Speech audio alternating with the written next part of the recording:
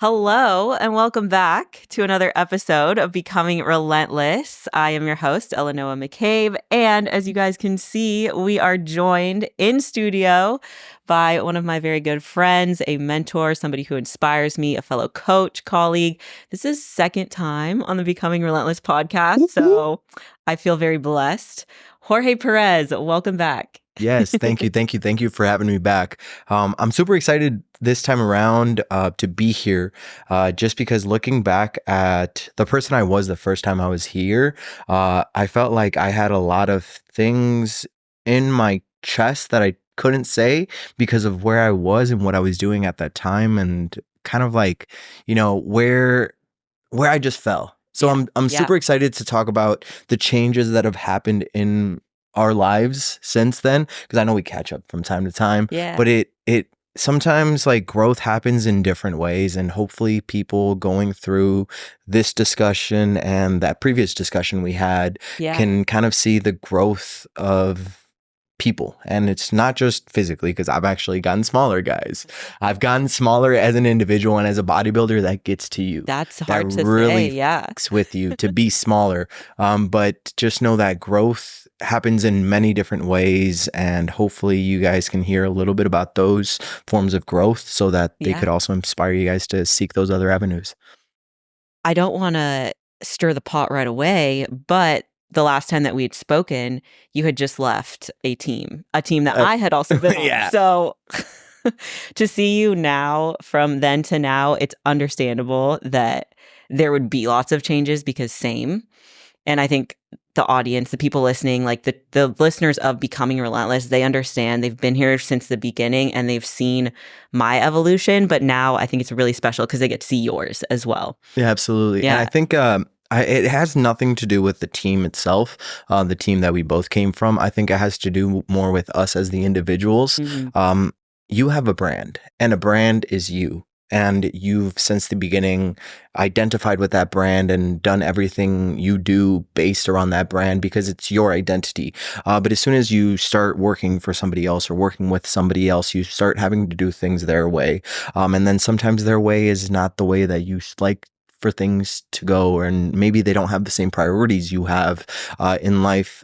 So that was kind of it right there. Mm-hmm. That was the first time I had, technically worked for somebody else in such a long time, and it was exciting to be able to have a higher standard, to learn from somebody that is at a higher level. But at the same time, I was losing identity of who I was, and felt like I couldn't be completely myself, because that's kind of what happens. You lose autonomy when you join a company, a brand, or something else. Right. Oh, 100%. And I like the way that you frame that too.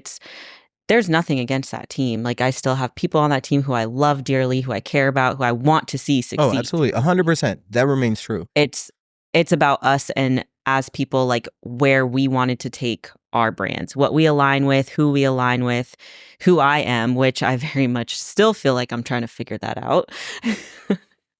Oh. So it's definitely been a crazy year. I don't know if I can say it any differently. It's just been a crazy year. But I want to dive into, like, your journey. And I know that we spoke very briefly about, like, a few topics beforehand. Where do you want to start? Like, what have you been doing since we last spoke? What have I been doing? So, I mean, I gave you, there was 3 things that have changed drastically in my life since January, February, when we last kind of did a podcast. The 3 topics were endurance training, running, functional health, and kind of teaching. And then the last one there was spirituality. Yeah. Like, it's covered by the mic. There we go. We'll zoom in. Yeah. There you go. Obviously, across, we all attribute it to a symbol. It's more than just a cross, though. It's actually like I'm I'm a lot more spiritual and I'm Christian. And I know a lot of people, like, I used to be that person, like, oh, you're religious. Like a man of science and a man of religion cannot coincide. They're opposite ends of the same coin. Like, how can you say science is true, but then also say religion is true? And the more I get into the science, which is the functional health side, the learning how the intricacies of the body work, I'm like, this is fascinating. Like, it's hard for me to learn it. Imagine the person that created this, Right. or person, entity, being, whatever it is. Like, it's so much perfection that it's almost like you cannot just sit here and tell me it's a coincidence. So it's almost like, a good friend of mine always says it this way. I feel like there's two kinds of people in this life. There's the people that think they are God and the people that fear God. And I started fearing God a little bit more. And then just starting realizing that, hey, I'm human. I'm imperfect. And the more we try to be perfect, the more we try to control things, the less we control any of them, to be honest. So spirituality, huge thing. Running. So good friend of mine, another good friend of mine, college friend of mine, Jose, called him one time and I was like, yo, catching up with him. And he was like, I don't know how the topic of running got into the conversation. But he was like, you know what? I kind of want to do a marathon. And I was like, I'll do a marathon with you. Keep in mind, I'm 200 pounds at the time of this conversation. Like, I'm like peak reverse, like muscular, like I'm built. Yeah, you're building. And I'm like, you know what? I can run. No, it's really. Were you a runner before? I was a soccer player. Okay. But then again, running being 150 pounds when I first started bodybuilding, to running when you're 190 pounds, 200 pounds, completely different. You're having to carry around a rucksack, basically. Yeah. It's completely different stress on the joints. Did you feel that? Oh, not as much, I'll be honest, just because I had a really big bulking phase 2 years prior to that, where I got to 215, 220. So having that much weight on my skeletal system almost felt a little bit more manageable. So it's almost like, I mean, coaches say all the time, it's like you have to get used to the weight that you're at before you jump another 5 pounds. And I think that's what they mean. It's just moving around with that kind of weight. Like your proportions change, like your biomechanics, like your reflexes change in a way just because you're having to carry weight differently. It's almost like your mind knows, oh, I have to exert this much force to catch this object this far away. And the fact that it calculates that is fascinating. But it's like, now that you weigh a little bit more, it's like, you kind of like miss the catch because recalibrate. It has to recalibrate. So it just allows the body to recalibrate its movements, calibrate its strides, recalibrate how it displaces weight. But a lot of people say I'm a really fast runner. Like, I mean, we can throw stats out there which are objective. Fastest mile I ran was 5:15 on a treadmill. Oh, wow. Yeah, that's fast. 5:15, yeah, which is for a bodybuilder. Dude, like, I'm a bowling ball on a treadmill. It's just like, what the fuck? Like, it's just weird because my body, what I mean by a bowling ball is like when a skinny person runs, like they're tall and lanky, so they kind of like, you can kind of see their torso like stride sideways. Like, mine is just like a ball, and I'm just like, I'm more like going this way. So can I ask you a question? Do you identify as a bodybuilder still, or have you started to separate like different pieces that make up Jorge? I think it's really hard to identify myself as a bodybuilder. I still do, just because I follow the system of a bodybuilder. You might not have the outcome. I don't have like the show. I don't have like the prep. I'm not in the prep.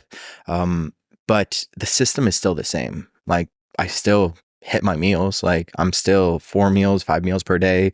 Like, have my meal plan set. I have my training program set. I don't train anything differently than what I used to train. I just put a little bit of running in there, which means that I have to manage all other things around that based on allostatic load. Yeah. So I still do all the other things.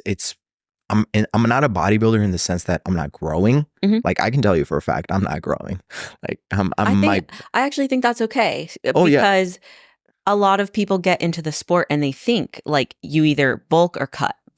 You're either in prep or you're growing or this or that. And I try really hard to allow my athletes to have that season of life where you're maintaining. Our goal is, yes, we're trying to put muscle tissue on, we're getting you healthy, X, Y, and Z, but slow, steady over time. And it can be called like a maintenance phase because you're not going up a pound a week. Like that's not the goal. The goal is to hold you almost like you were saying at a certain weight that you're at, or a range. I like to do ranges. So I'll say like, yeah, I want to hold you between like 160, 165. It'll fluctuate, especially women. I work primarily with women, but it's like, we're not bulking. We're not going all out, or we're not cutting. Like we're not going into prep. We're going to let you live. You're going to live the lifestyle, have the system in place, and just kind of let your body get used to that.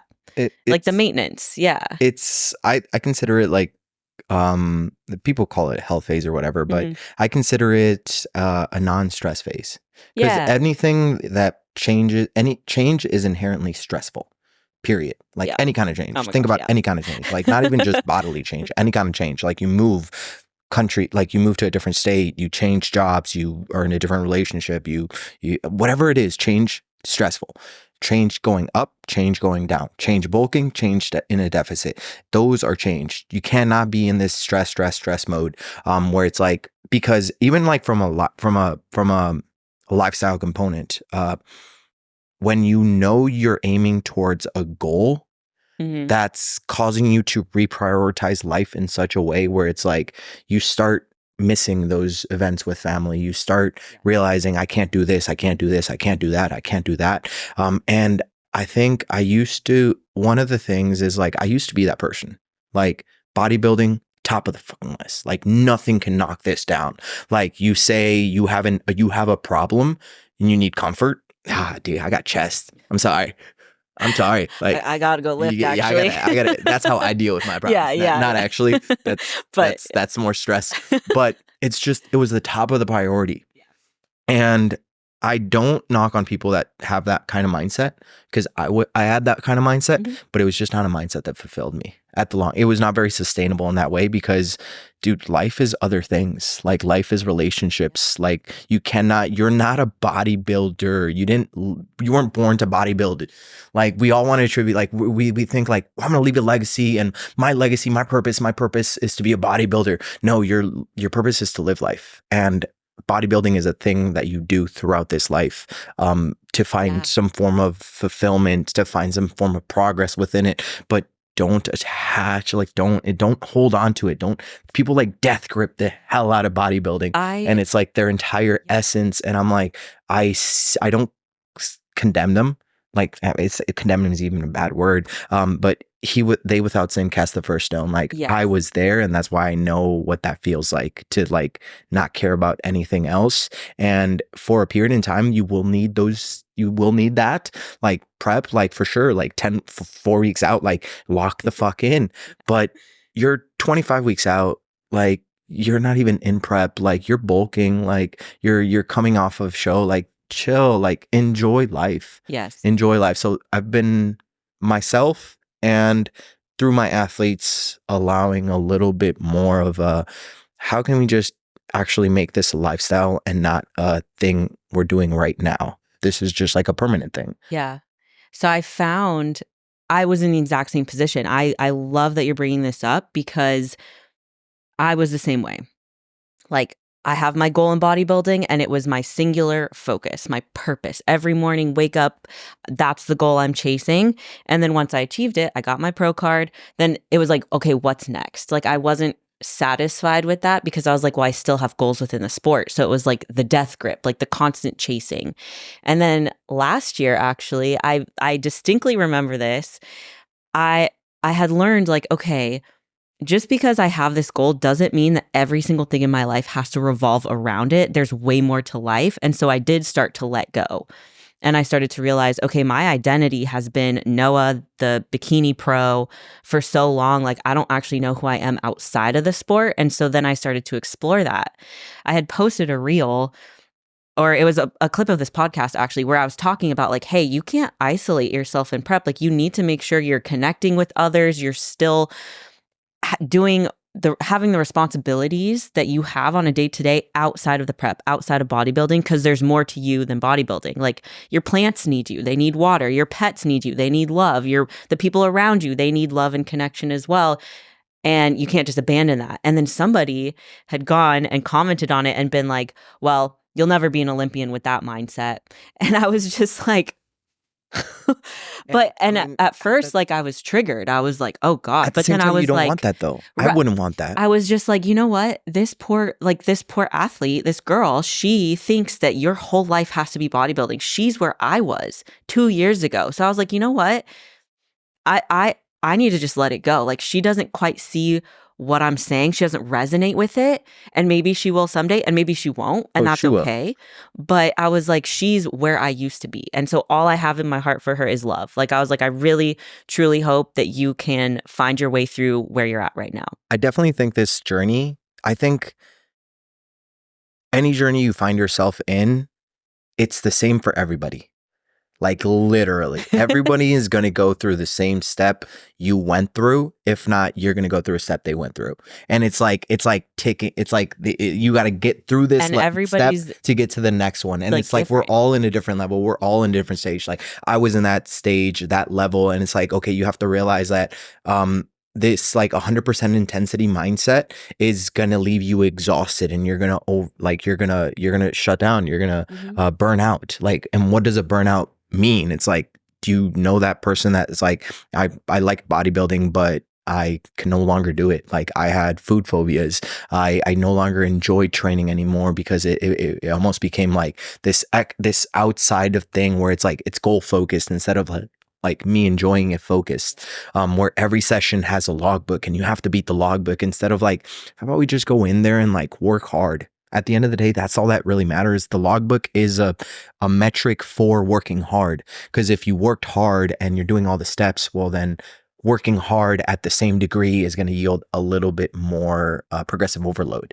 So it's like people are like getting the carriage before they get the horse. It's like the working hard and enjoying training is the component. Yeah. And then it's like, once you get that, then it's like, okay, start tracking it and like start seeing where it's going. But it's like, everyone just wants to make it progress. I always see it, like, these are a couple of things you said. But when I first moved here, I was isolated. I had no job, and I was like, I'm gonna make bodybuilding work 100%. And I was completely isolated. I'm talking about like bedroom apartment, bulking. Everything I did was meals and training. Like, I really had no other job. I exhausted all my savings just to be able to do that 24/7. And I can tell you one thing. It's like watching sand on the hourglass fall. It's like, you're just going to get really impatient. Like, Alex Hormozi says it this way: the key to the secret to patience is to find something else to do in the meantime. So it's like, let that cook. Let your body cook. Do the things. Train, hit your meals, cook, but do something else. Create something else. Focus your pursuits on developing on other areas of life, and then just let your mind kind of let that simmer, let that in the back burner. Next thing you know, that's how years pass. You can't sit here. I'd go crazy for 30 seconds just sitting here waiting for time to go by. I'm just waiting for protein synthesis to happen. Protein synthesis is happening. It's so like, no, focus on other things. Life. Like, spend evenings with family, start creating a business, start, creating content that educates, content that entertains, content that does whatever. Just create something else, occupy your mind. Don't get so fully invested with this. But you said one more thing, which was, I didn't feel satisfied. And I'm reading this book, How to Get Rid of Hurry or something like that. And this book is inherently a little bit, it's based on like Bible teachings. And so it has a little bit of a Christian light to it, but it basically, was talking about, the last chapter was talking about this, like, think about what it would mean for you to be satisfied. That means that you have experienced every possible thing there is to experience. You have made love to every person there is to make love to. You have tried everything there is to try. You have traveled to every place there is to travel. Like, is that feasible? No. So like, you're chasing a feeling that will never come.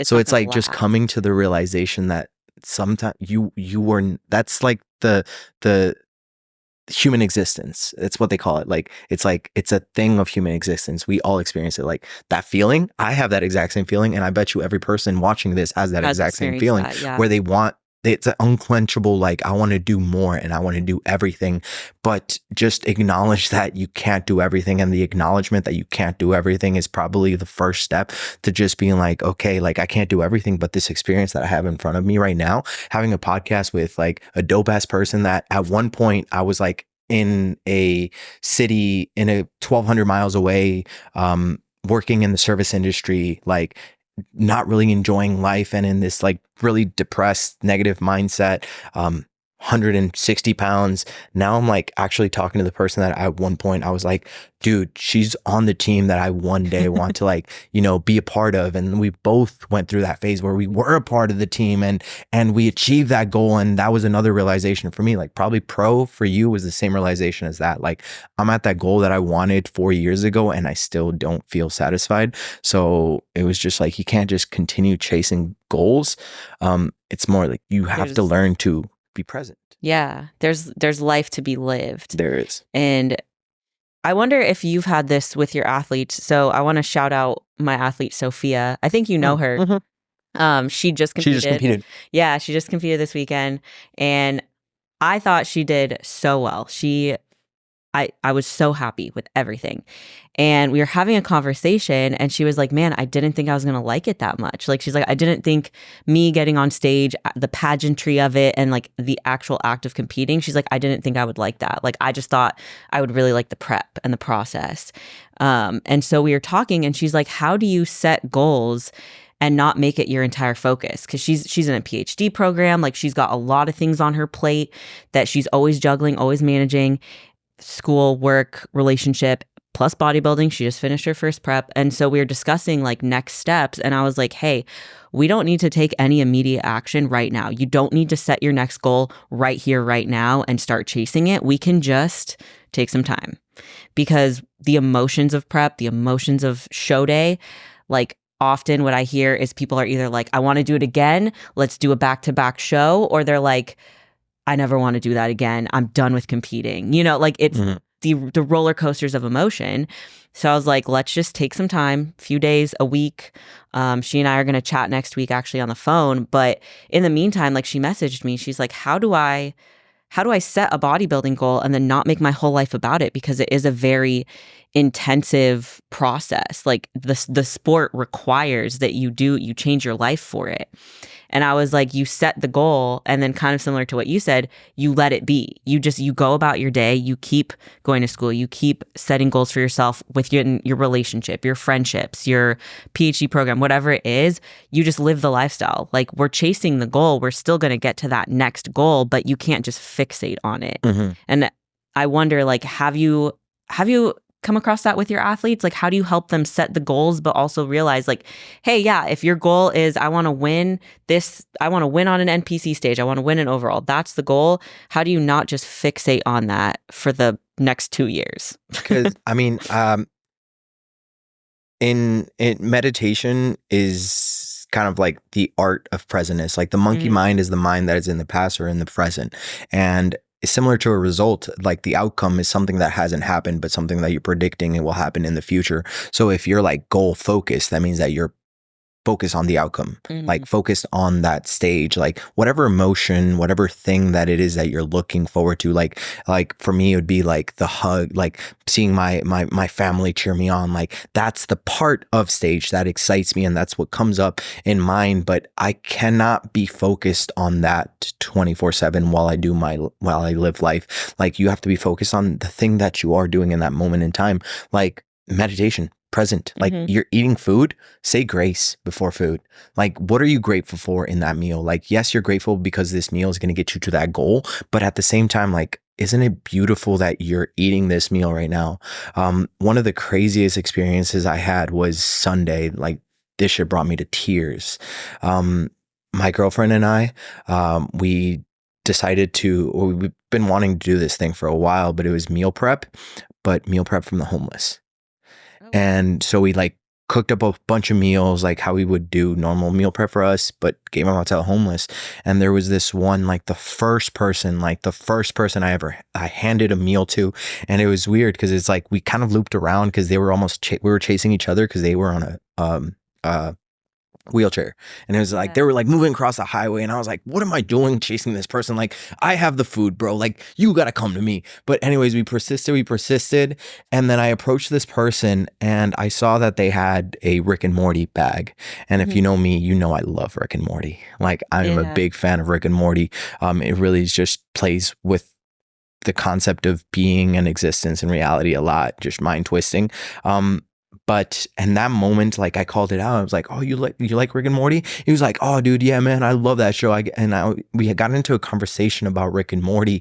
And it's like, for a moment in time, I forgot who I was and who he was and what the dynamic was. And I was just having a conversation with somebody about something that was so passionately charged in my heart and in their heart that it was like I felt so open. Like, I was like, bro, like, do you want to come over, smoke, and watch Rick and Morty with me like tonight? And it was like, keep in mind, this person like had like they had one arm, that's it, no legs, nothing. And I was like, that brought me to tears. I was like, how it's like when you connect with somebody that is in a way like that, and they are just in a very different position that you couldn't imagine bearing that kind of load. I was like, that is gratefulness. And I think we just all need to practice a little bit more gratitude. Like, I'm glad to be here. I'm not that successful entrepreneur that's, you know, racking in that 6-figure, 7-figure income, but I'm on the way. Like, yo, like, double my team has been growing twice every year, and like, I'm not there, but I am on the way. So it's like, what are we doing? The little steps. It's like making sure that every time I interact with somebody in my team right now, I am very present, and I'm not thinking, okay, how can I get that next guy? And it's like, how can I serve you? Yeah. How can I be present in this training session? When I create this meal plan, like, how can I create this meal plan? How can I be present in everything that I do today? And I feel like that's it. Just do not focus on that result. Like, be in the present moment. Today. And it's hard. It's hard because that monkey brain is very active. Yeah. But it can be controlled. And I think spirituality is another big thing that can help that. It helps ground you. Yeah. Oh, it helps ground you for sure. And it also takes the pressure off. Because, you know, you want to perform. Like, you almost feel like it would be a waste of your existence if you didn't become a hyper-productive entrepreneur, bodybuilder, IFBB pro, hybrid athlete. Like, if I don't achieve all those things, I failed in my existence. And I feel like spirituality, God, Christianity is like, you know what? It's okay that you don't. You yourself, the fact that you're here is valuable. Like, you existing is your value. You don't have to go out there and prove to other people your value. You get to experience it. You know what I'm saying? Yeah. And it just happens that, you know, that is, you know, that I love entrepreneurship. It just happens. And then, so like, I'll be a good steward of my money that way. Yeah. But that's no longer the goal. Priorities. Yeah, the priorities. It's like impact, income drives impact, or impact drives income. I feel like everyone's like, income. How can I make more money? But it's like, how can you change people's lives so that they compensate you with the income necessary? It's like, what are you putting first? And like, that's the true in everything. Oh, 100%. And I like what you said about gratitude. I'm very big on it. Something that it reminded me of was actually this morning, I was like listening to a podcast, and the woman said, what if you woke up tomorrow with only the things that you expressed gratitude for today?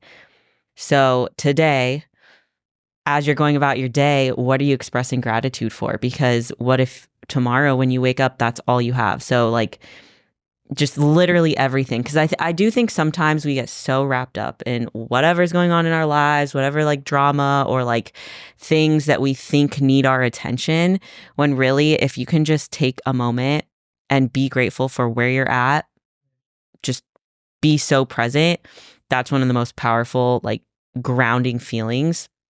And I've had to practice that a lot, especially within my prep. it feels like, oh my gosh, there's so much to do all the time, running around. Like, but just hearing you speak about how grounding faith can be, and almost giving that up, like you're almost like giving up that stress of uncertainty or control of everything, giving it up to God or higher power or the universe, whatever you believe in. I believe in God, so I'll say God, but that is just so powerful. And I hope that everybody listening can really take that in and reflect on that, and give your words just a second thought, because when you were talking, I felt incredibly present. Like I was just so locked in on what you were saying. And honestly, like now I'm just like, all right, what are we going to talk about next? Because I feel I mean, great. there's I'm a whole just bunch of chilling right topics here. to Yeah. talk about. I mean, we still have the endurance training, which is a big component of what's happening. The teaching, Yeah. kind of like as I said, you just kind of like pivot in that direction. Science and religion often are mutually exclusive, because it's almost like religion is a naiveness towards science. It's like, oh, science disproves this, so you cannot believe what religion says. And it's almost like everyone keeps using, like, the more I get into like the Word of God, the Bible, the more I'm starting to realize, like, I was so wrong. I was so wrong. I was so wrong. Like, I was like, how can you live by the Old Testament? It's like, it's so fake. Like, Garden of Eden, like there was a garden with all the animals and it was down to 2 humans. Like, what happened to evolution? What happened to Charles Darwin? Like, what the fuck happened to all Cells this? and biology and Yes, you're missing the point. Mm-hmm. You're missing the point. It's like, it's a perfect encapsulation of what the human experience is, the Old Testament. It's like the Garden of Eden. And it says, like, this is like just one thing that I kind of dove into, but it was like the Genesis chapter 2, the Garden of Eden. It is the Adam and Eve bite from the forbidden fruit. Therefore, God says that because of this, till the end of life, toil is how you will gain sustenance. It's basically like, it's a command. It's like God is like, okay, because this happened, the trust was broken, and you will be put into the world. And guess what? In this world, hard work is the only way to make things happen, to create things. Mm-hmm. And that was that was me, like, just accepting that life is hard. Like an acceptance, like you going into work is hard. You training is hard. Like you doing all the things that like dealing with issues, managing different people, like all of this is hard. And it was almost like a reassuring hug of like, I know it's hard, and it's kind of set up to be that way, hard, but trusting God that through this you'll find something better. And that was kind of like, that was a little bit of a moment of like, I took it back to religion again, but that was just one of those moments where I misinterpreted the Bible because I took it too literally, when it was trying to get at the heart of what the human existence is. Mm-hmm. Like, it was almost God being like, this is how you work. You are a person that is inherently wanting to satisfy every need. Like, I know that's within your heart, but let me instruct you on how you can conquer those emotions, how you can live a life of fulfillment with those emotions. Why? Because I created you, and I know how to tame those parts. And that's kind of how I feel about it. It's like another thing is like monogamy. Like, that's a huge thing that people don't practice. I will say this. I'm sorry if I disclose too much information with my like relationship. But we practiced abstinence for a little bit. And it's when you practicing abstinence was it was a God commanded thing for a reason, or the Sabbath, and being like intentional with it, or the Sabbath. Like, let me keep my relationship out of this. No, you're good. Sabbath. How many people respect the Sabbath? Not a lot. I never used to respect the Sabbath, but it was literally God saying, hey, it's in the inner weavings of your being that you need this rest at this frequency. Mhm. During the French Revolution, they switched the work schedule to be a 10-day work cycle instead of a 7-day work cycle. And during that period of time, there was chaos, there was conflict, the worst economic decline in France's history. And there was the greatest rates of suicide. And why was it? Is because it's like somehow interwoven in our identity that like on the 7th day, you rest. And it's like, explain that science. Explain why somehow 6 days of productivity, 1 day of rest is what my soul needs. And it's like the Bible is like God being like, I know your soul. Like you can try and biohack all you want. Like we're trying to biohack because that's worldly. Can try, yeah, you can try, but like the soul is this thing that you cannot biohack. My mom is absolutely going to love this podcast. When we grew up with Sunday being the day of the Lord, the day of rest. And we weren't raised particularly like religious. We didn't go to church all the time or anything, but my mom was adamant. Every Sunday, you could sleep in a little bit, but then she'd come around, time to wake up. It's the day of the Lord. It's the day of rest. Like we're going to just hang out around the house. We weren't able to go see our friends.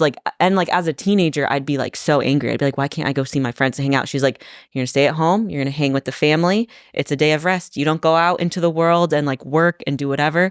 We're just going to stay here. You can play here. And I would just be like, oh, I want to go. But I consider it like doing all the things that you wouldn't do otherwise. So on my Sunday, I actually don't even track my meals. Intuitive eating. Intuitive eating. It's like, okay, I have my cheat meal then, but it's like, okay, my other meals, I do not put them on a scale. I know what 200 grams of yogurt is. I still eat the same foods, but I am not measuring them because I am resting. I am not bodybuilding for today. Like reset, I am not bodybuilding for today. Mental reset. Like you acknowledge that there's a mental reset from that. And it's that's us applying that rule. And it's like, we forget to apply that rule in any other respects.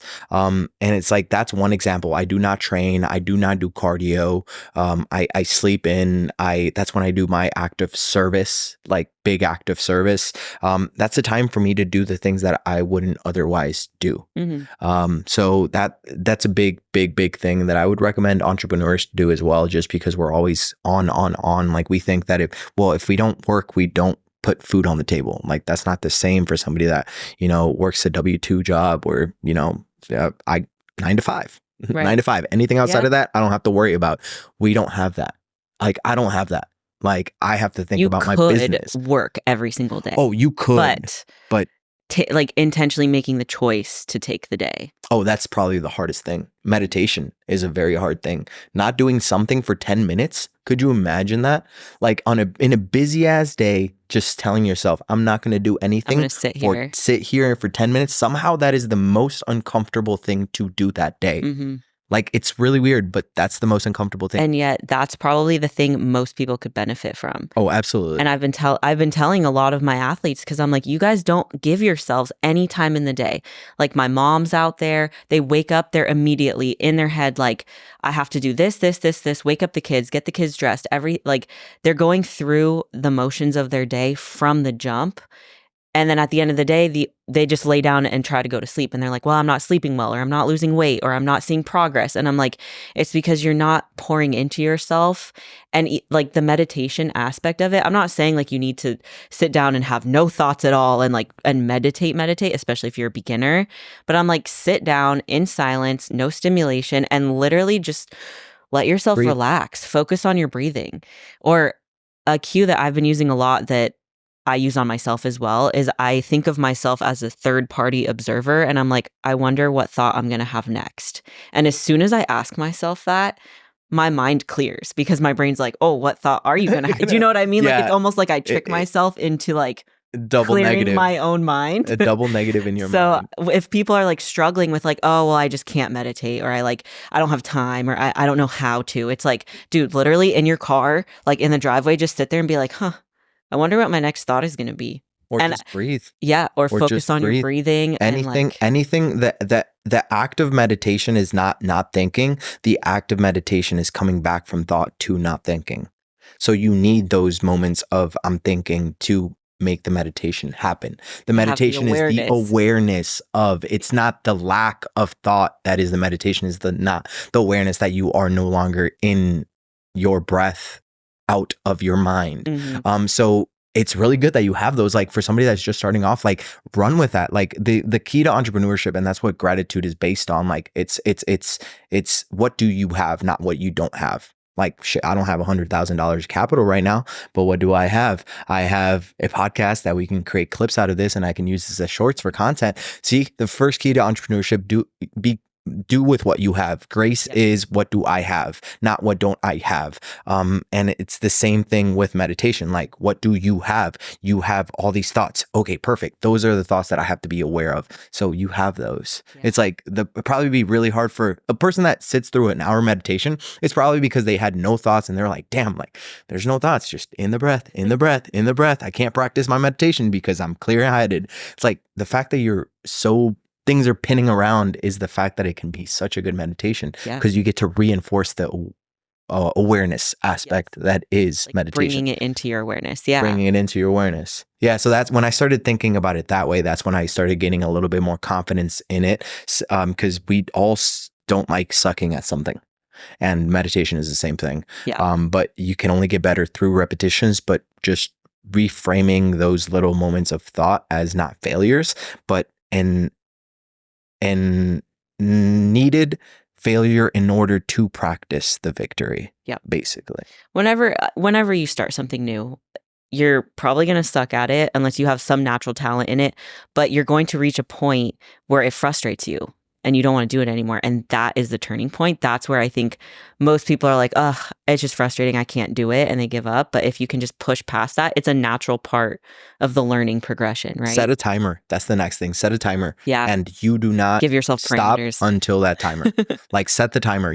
I do not stop that meditation until the timer goes off. Like there's many times, obviously it's a thought that goes on. It's like, oh, I've practiced enough meditation within what's going on. The timer hasn't gone off. I can like stop. No, that's not the point. The point is because you can give up 10 minutes. 10 minutes is nothing out of your day.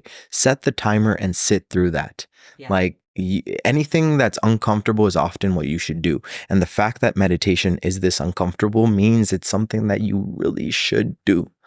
Like it's God's command in another way. Toil. Through toil, you will like live.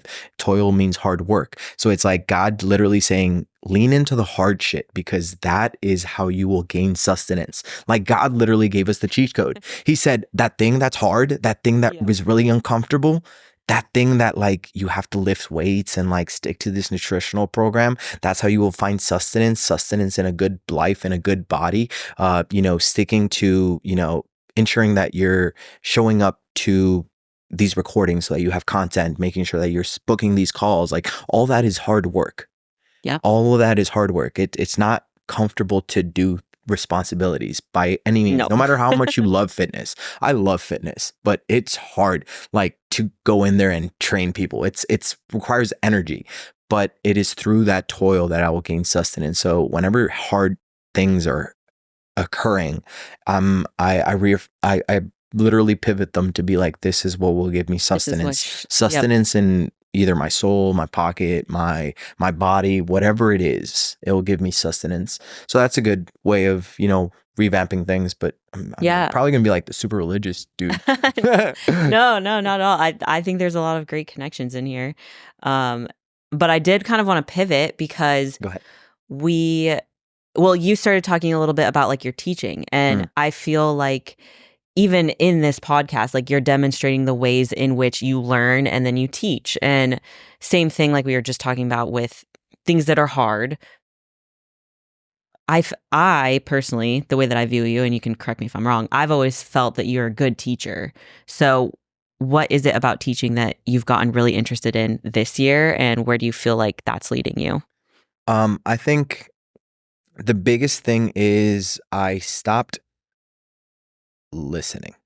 I stopped listening, I stopped hearing. So maybe 45 years prior to this, podcast on my ear, listening to every possible conceivable author. I mean, in terms of physiology, anything chemistry, anything bodybuilding related, podcasts in my ear, learning information, always reading, always learning information. You're consuming. It's always like somebody else's thoughts. It's about time that I start creating my own thoughts, being like, you know what? Like, I don't need somebody else to validate the thing that I've learned and I've experienced. Like, I can tell you how to put on muscle.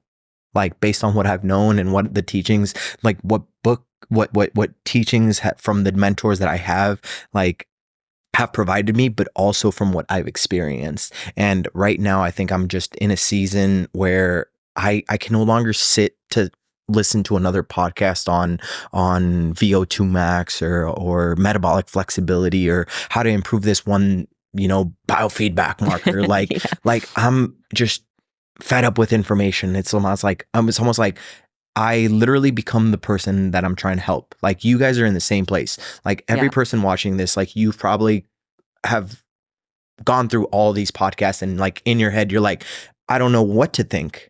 And it's like, okay, I was at that place, but now I'm like, okay, what do I think? Yeah. Period. Yeah. What do I think? What do I believe is the key for muscle growth? What is the key for fat loss? Like, how can I improve my health? How can I, be of service? How can I implement these things in my business? Like, I'm always listening to Alex Hormozy in terms of marketing, sales, and all of that. But it's like, okay, I listened, I acquired. How do I practice? Yeah. Now how do I take action into that?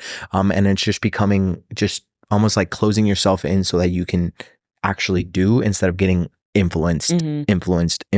Yeah. Yeah, I really like that. I kind of feel a similar way because I used to listen to podcasts all the time.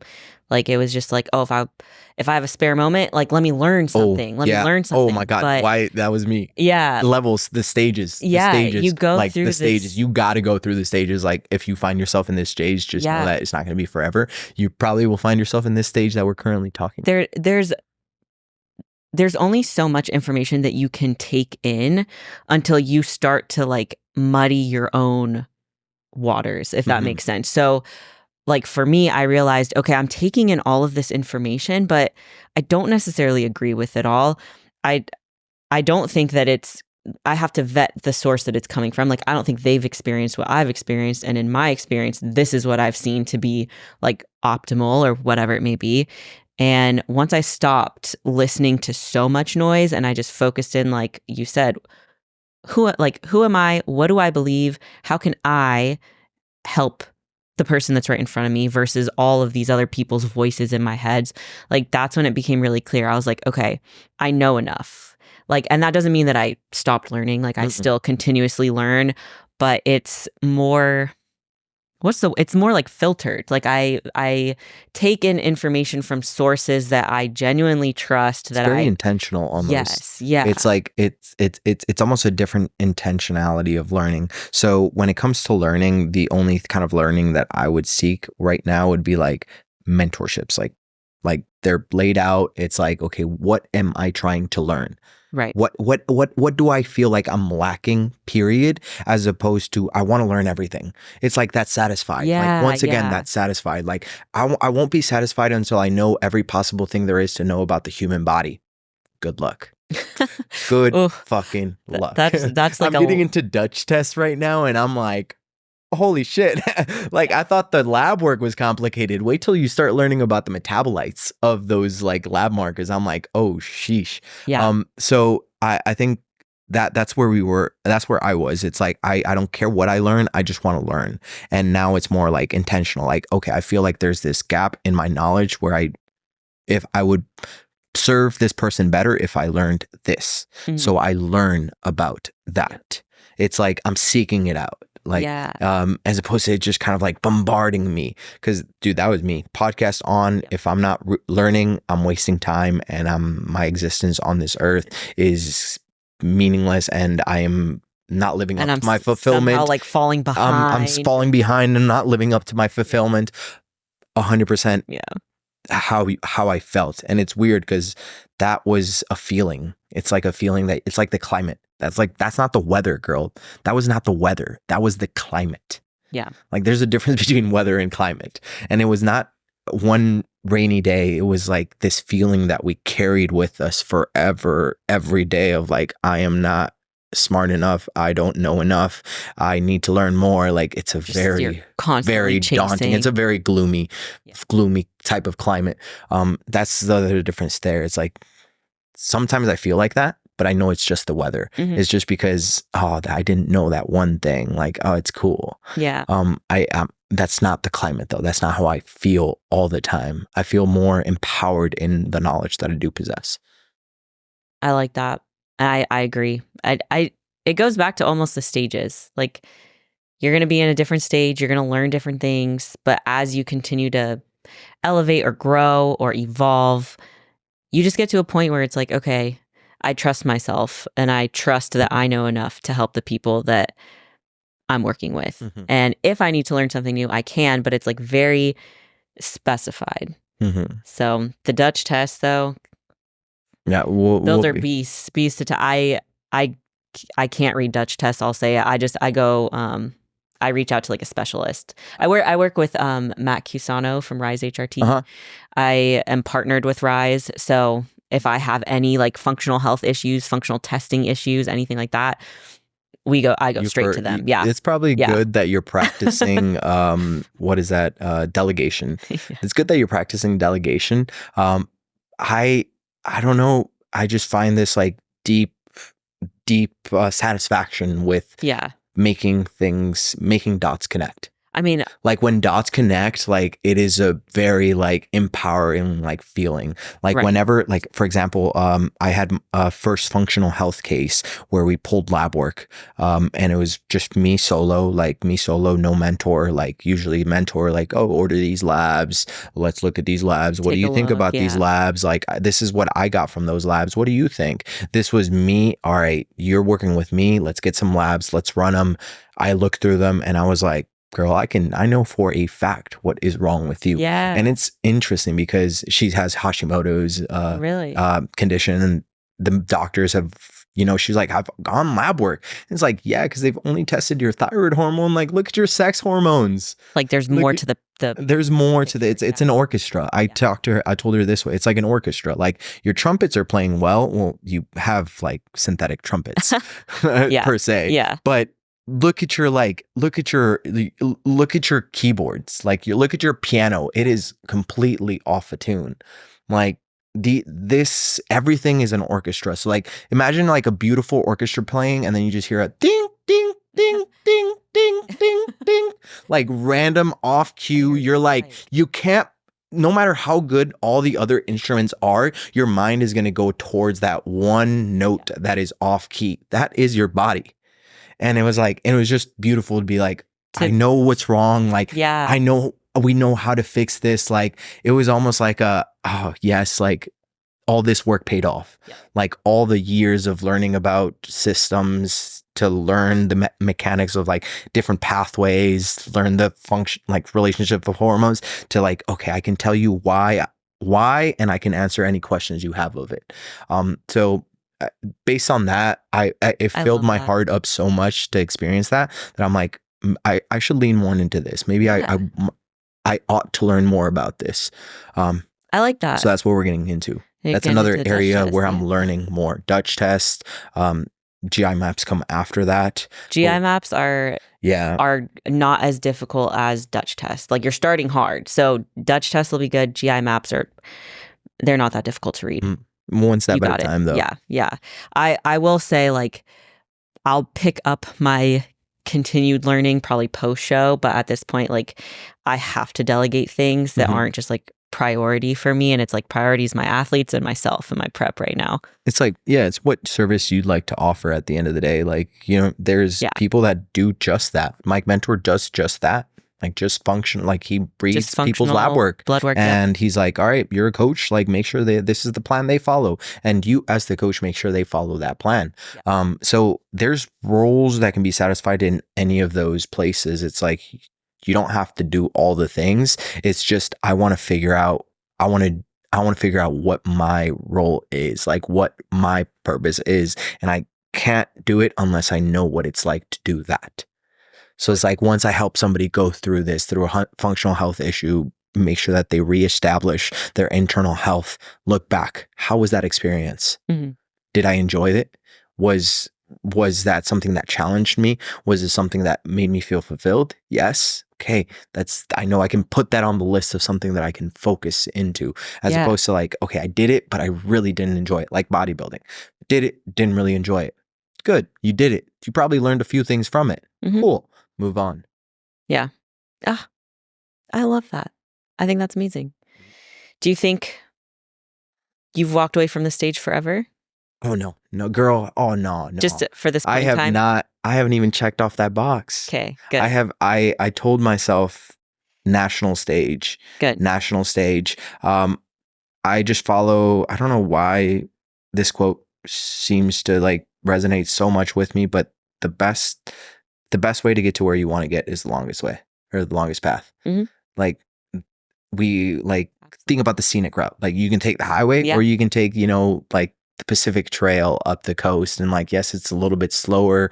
There'll be some more pit stops, but like the pit stops are what makes the experience It's part an of the journey. experience. Yeah. Like the pit stops, stopping at those towns and, having brunch at those places, and that weird interaction with that random ass server. Like, that is the experience. So like, why are you trying just to get there so fast? And I used to be like that. I used to be like pro, and then like pro, and then or national, then pro, then this, then that, then that, then that. It's like, how about let's just go national stage and see where it goes. Like, Yeah. if that checkbox gets done in 2 years or in 5 years, it doesn't really matter. The fact that I started running, literally moving in the opposite direction of where I want to go, but Right. I've learned so much, and I've learned so much as a person and how to be an athlete because of this. And it's just a completely different experience as well. So I have no rush. Once again, no rush, but I know that will get done. Yeah. Like, it will get done because it's something I've wanted to do, but I'm just focused on the day to day. I don't have the pressure of a show date. As much as like we'd like to establish those, and I feel like as coaches we sometimes do. Mhm. Like, Oh, yeah. when I prep, that's when I like look lean, so that's when I can like get a lot of clients. So like, that's what I must do. Like, I'll prep when I Yeah. feel ready to prep. I will. Yeah, no, it doesn't work that way. I can say from like my own experience, and I talked about this in my last podcast as well, but I had no business prepping this year based off of my internal health. And I was in such a rush to do my pro debut and to get on stage that I blew past all of these red flags. And I'm not saying that like I'm paying the price now, because I have an excellent support system and team around me that's like, we are getting to stage, we're getting to that finish line, and I get to achieve that goal. But if I could go back, or I wouldn't go back, but if I could tell any athlete listening, like, rush or take the scenic route, take the scenic route. Mhm. If I would have taken this year to optimize my health, get my hormones in a good place, let my body just relax and chill and improve all of these markers that were not good in March, instead of diving into a prep in June, I probably would have a different experience with this prep. But it is all an experience, and like, I don't regret it at all. I just know I am having to push my body, and I'm having to do things in this rushed state that I would not want anyone else to go through. Yeah. And it's like, it's my experience, it's my journey, it was my choice, and I accept that. I take ownership for that. But moving forward, like, it doesn't matter how I do in these shows in November. I have to take a year off, if not more. I have to take time off to let my body recover. And that's tough, because I'm trying to go to the Olympia, but there's no rush. Like, what does it matter if I get there next year, 2 years, 5 years, 10 years? It doesn't. It doesn't matter. It doesn't matter. And that's back to the same thing of like, Carl Lewis, 9-time Olympic medalist sprinter, was like famous for noting that in trials, when asked, he himself and other athletes, sprinters, when asked to sprint 100% intensity, like this was their time trial, Mhm. they often ran slower than if asked to run 85%. Is because once we have this expectation of perfection, that's when things can't fall. Like we are so rigid in the sense of like we try to grab everything to where like we start thinking about how am I setting up? How am I in the right Like you're trying to position? force everything. You're trying to force things as opposed to for things just coming naturally as they are because you've done this so many times. It's the same concept, and 1 divided by 7. 1 divided by 7? One day off out of every 7. What is that? 85%. Yeah. Coincidence? I don't know. I don't know. But it's like, Probably it's not. literally in the Yeah. interweavings. Like Yeah. we like taking, I know there's people out there that are like, look at them, they're failed bodybuilders. They no longer have that determined mindset, all in, do everything you got, spend every single dollar on this bodybuilding journey. Yeah. Like sacrifice everything, like fuck that friend's dinner, like hit that meal. Like I know there's people out there looking at us with those eyes of criticism. And to them, I say like, I may be wrong at the end of the day. Like, I don't know, like maybe this is the wrong mindset. I don't know, but I can tell you the former way was one that left me unsatisfied at the end of the day. So maybe you'll have to go through that little epiphany yourself to kind of really know what it feels like, to know what we're both saying. But that's kind of like that's how I would see this conversation past me. I would be like, fake bodybuilders. They're like, they're Oh, I'm sure. Yeah. Fake bodybuilders. They don't know about this. Like they don't know that it needs to be 100%. Like nothing else matters. Like that. I've done that. I've done the 100% all in. They think we've become complacent or Yeah. we've settled, and I don't think it's settling. There's a I think negative connotation to the expanding. word settling, which is like there's always a weird connotation to it. It's like negative. Like if you're settling, like, oh, that dude settled, like he's doing bad. Like no, like settling means a lot of other things. It can mean you're grounding yourself. Like grounding means that you're not moving. You've settled somewhere. Like, why is settling a bad thing? It's like you're in this land exploring where you want to be. You found where you are. Now lay some roots. Get grounded. Yeah. And that doesn't mean that you can't expand either. I think that's the thing people get confused is like they think that it has to be this one thing, one way, all in, force it, whatever you might think. But you can get grounded, you can set roots down, and then you can grow. Mm-hmm. You can expand outward and expand in a way, like in a depth, like beyond the athlete that you thought that you had to be. Like there's so much more. But I really like what you said, so I don't want to try and like No worries. Yeah. No worries. But let's see. Oh, we're running out of time. We'll wrap it up. But is there anything else that we didn't touch on or that we didn't talk about that you want to talk about? No, I think, I mean, that was pretty much just I wanted to give a summary as to what kind of change has happened in my life. Even though I'm not bigger, other areas of life can change. Loving, like, dude, I need to talk to men. Can I talk to men specifically for a second? Yeah. I don't know how many men listen to your podcast. I have quite a few, actually. Oh, yeah, good. Yeah. I know for men, like we have this feeling, particularly within the realm of like relationships, like we feel like we have to go out there, earn more money, become more valuable, like become more attractive. And all of those things are like worldly truths at the same time. But I think that when we adopt that kind of mindset, we close ourselves into feeling the things that we're hoping to get at the end of it. Mhm. It's like we're looking for a partner. We're looking for financial fulfillment. And it's like we think that's going to happen over there. But no, it's a feeling that can exist where you are today if you just open your heart to feel it. Like, it's super weird. It's super weird. I don't know if that was a perfect encapsulation of what it is, but it's like, allow yourself to be loved. Allow yourself to be financially free. Like, even though you may be in some like, problems financially, like bills are past due or something like that, tell yourself, you know what? I'm good. Like, I'm I'm doing the best I can. Like, you are enough right now. Don't think that just by doing more is the only way for you to be worthy.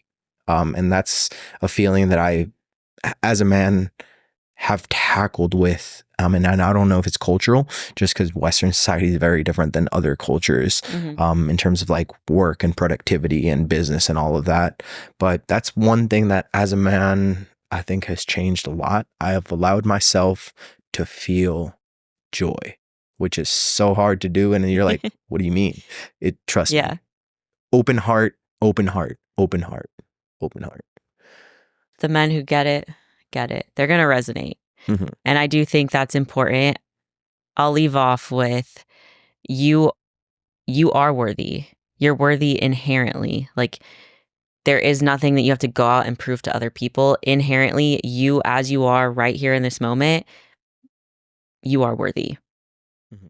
And I do think, especially for men these days, it gets misconstrued that like you have to be a provider and you have to be doing all of these things.